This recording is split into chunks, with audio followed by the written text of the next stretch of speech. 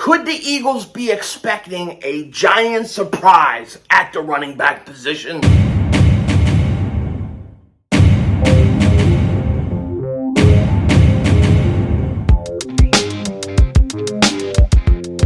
Dallas still stinks.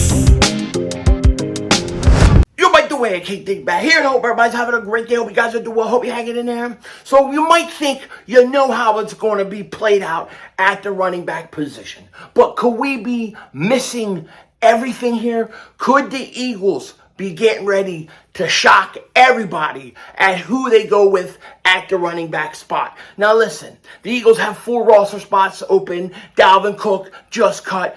Am I saying that he's coming to Philly? Hell no. That's not what we're talking about here, but I'm going to tell you in a second. But before we do that, if you're new to the channel and you like the content, make sure you hit that like button. More importantly, make sure you subscribe to the most censored, the most throttled boss, Eagles content creator in all of the internet. As you've been subscribed for a while, I just want to thank you for all the support you give to me. It truly, truly means a lot. Now, you must be saying, Philly, what are we talking about here at the running back position? Could it be that Dalvin Cook just got cut? Is this where you're going with this video? And no, that's not what I'm saying. It is true. Dalvin Cook did just get cut, and he is available, and he would be a tremendous signing if the Eagles were to do it. But that's not what I'm talking about, because I don't think that's going to happen. I think Dalvin Cook ends up in Miami. That seems like the right spot. But maybe Dallas will go after him. If they're smart, they would, because they need offensive weapons to help compete against the Eagles. But I don't really care what Dalvin Cook does at the end of the day. I'm more focused on the running backs that we have. And what I'm talking about exactly is this. We all expect that it's going to be, Swift, Penny, Boston Scott, and Kenneth Gainwell as your 4 running backs. And we all think that Trey Sermon may be on the outside, wind up getting cut. But is it possible? Is it possible that Trey Sermon actually makes his team? We have heard tremendous things about Trey Sermon in OTAs. We have heard some good things by the coach who's actually come out and talked about him. And could he be the guy that the Eagles actually wind up keeping? And if they do keep him, who would be the guy that they cut? How would this thing work out? I can tell you, I think the Eagles could go in many different directions at the running back position. The first reason why is they're not paying any of them any money. It's not going to really cost them anything to cut. They could cut Deandre Swift if they want to. It won't cost them anything. They could cut Penny if they want to. It won't cost them anything. Same with Boston Scott. Same with Kenneth Gainwell. So the question is what's going to happen at the running back position? Even Kenneth Gainwell is expecting that he's going to carry the load this season. So it's going to be interesting. When I look at this team, I think the Eagles probably keep 4 running backs.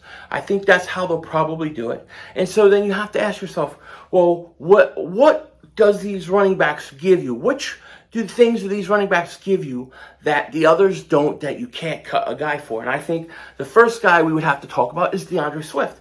Deandre Swift, the one thing I think he does better than anybody, maybe Scott and Gainwell could do it a little bit, but not to his level. That is his ability to catch out of the backfield. I don't think there's another back on this roster that gives you that ability. So I don't see any way in which Deandre Swift would be cut. I don't see that happening, okay? Then, if you look at a guy like Rashad Penny, he has a lot of talent. When on the field, he has put up good numbers. And he's a little bit bigger back than the others. And, he's been pretty good. So he's got that going for him. Then you have Gainwell. Gainwell is somebody that the Eagles are very high on. They like him a lot. They've used him different ways. He was very good in the playoffs. And he definitely has some upside. He does. And he's young. And he was drafted by the Philadelphia Eagles. The Eagles treat their players that they draft always a little bit better than the guys they bring in. They just do. If you're drafted by the Eagles, it's a different story. And I think that's a big advantage that Gainwell has. Then when you look at Boston Scott really, in a lot of ways, is like a Swiss Army knife for the Eagles. He can play running back, But he's also been a guy that has done things on special teams as well. So he can kick return, which nobody really needs to do now. And he can go out and he can, who keeps texting me? And people keep texting me. But, he can go out and he can return punts and things like that. I don't think there's other backs that can do it. So they really like Boston Scott. They trust Boston Scott. He's very dependable. He's very trustworthy, and he kills the Giants. He's good for 2 Giant games when he plays the Giants. That makes it hard. So you think Trey Sermon is the guy on the outs, but what if Sermon comes in and has a great preseason? Mark Holmes keeps texting me.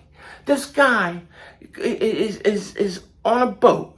He is traveling the sea. He's out to sea. He's this Mr. Sander of Wood. And all he does is do videos. And text me. Then he gets off the boat and he texts me so much. I don't know if he texted me on accident or he really felt that I was there all week with all the videos he did. But he's like, what a wonderful time we had on the cruise. It was so good. Thanks for going on this cruise with me. What the hell are you talking about, Mahomes? I didn't go on a cruise with you. But he feels like I did. Because, why? Well, because he's doing Eagle videos all the time. What are you going to do? But in all seriousness, when talking about the Eagles, the guy sacrifices a lot of chickens. He does. He's got a voodoo doll, and he praises that team with the satanic star on their helmet. It's disgusting. But anyways, I think everybody thinks that it's Swift, Penny, Boston Scott, and then Kenneth Gainwell as your 4 running backs. However, let's hypothetically, let's say Trey Sermon goes out there and he kills it. He goes out there preseason and training camp, and he's one of the best. Let's say he's the 3rd best running back, clearly. And the Eagles are like, we can't get rid of this guy. We cannot let him go. He's been that good. But we can't keep 4 running backs. We've got to cut one. So what I'm saying to you, and I'm asking you, you've got to cut one running back, and his name isn't Trey Sermon. Who do you cut? That's the question. Now, at first I would say, cut Boston Scott. You've got to cut Boston Scott.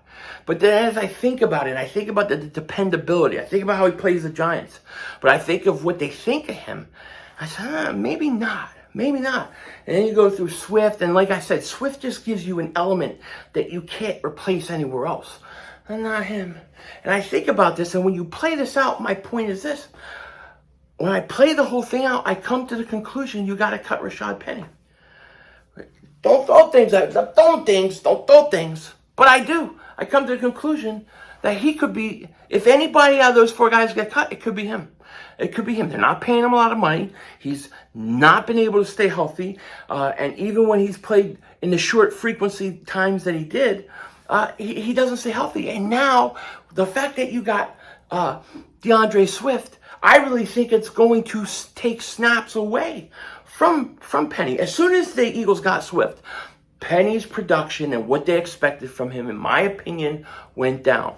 I don't believe they cut Gainwell. He's a homegrown drafted player. He's young. And Boston Scott, they think, is too dependable. So I actually think that you have to watch, and don't be surprised. I'm not saying it's going to happen, but this kind of out there hot take. Keep your eye on Rashad Penny getting cut if Trey Sermon shows up. Because Trey Sermon does have some size, and I think he can give you everything that Rashad Penny can give you. Maybe he doesn't do it at a high level as Penny has in the past, but with DeAndre Swift, it doesn't matter.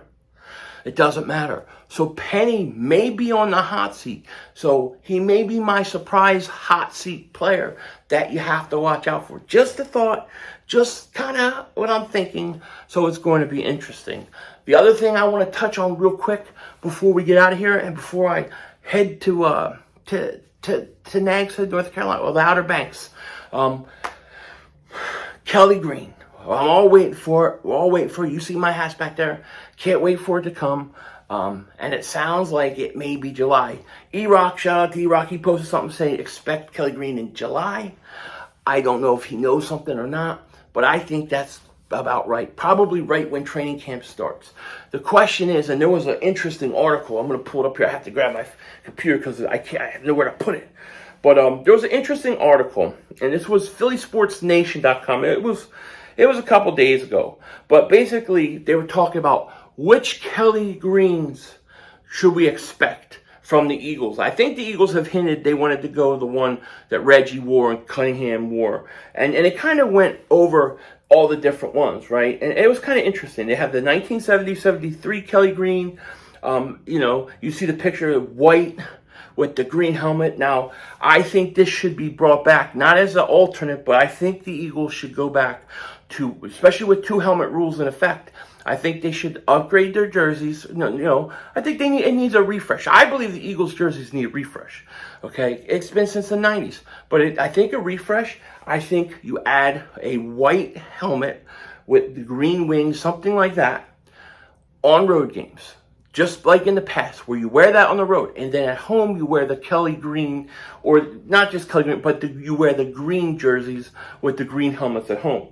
But you see 70 would be example. The 70-73 would be kind of an example of that, right? So in this article, I'll leave the link in the description. They also talked about a couple other different years and possibility, or what Kelly Green people would like. They had 1954 to 1963. That was the 2010 Kelly Green the Eagles wore with Michael Vick. Remember when Kevin Cobb was supposed to be the starting quarterback? He gets hurt. Michael Vick comes in. They're wearing Kelly Green. He looked like Randall Cunningham out there. It was such a crazy day because he just reminded me so much of Randall Cunningham. However,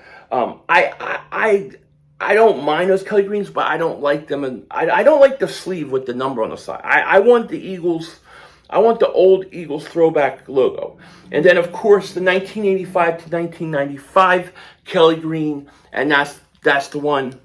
That's the one I think we're going to get with Reggie, Jerome. It just makes sense that way. The reason why is because all the people that watched the Eagles in the 80s and 90s, they're like me. They're in their 40s, early 50s, late 30s. So we all remember that, and that's who you're going to appeal to sell merchandise and things like that.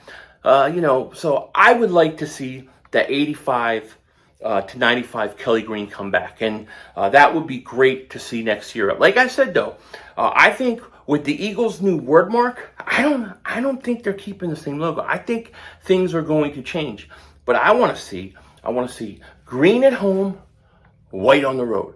I've showed you these white helmets. I show you green.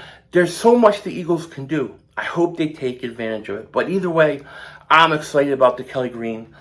It's going to be a glorious day when they come back. I've been waiting since the first day I saw the new Eagles logo with the big giant E next to the face.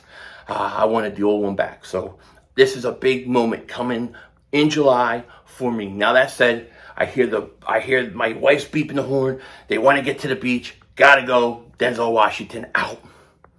Oh, that was the wrong one. With that said, take care. Talk to you later. Of course, don't be a dingbat. Denzel Washington out. That's my post-credit scene. People, do you believe people didn't even know I do a post-credit scene? I just had somebody say, hey, I didn't know you do these post-credit scenes. I always click off right when you say, it's how I vision, and we're all just living in it. How about that?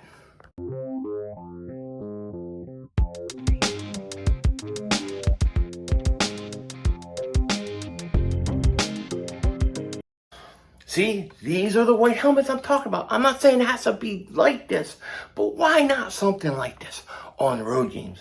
You're during the road, you're on the road. Instead of the white jerseys and white pants that they had that have been so boring. Something like this with the white helmet on the roads, and then, you got the green helmets at home. And I just think that would be absolutely fantastic. Take advantage of the fact that you can have multiple helmets now for teams. That's what I think. Denzel Washington out.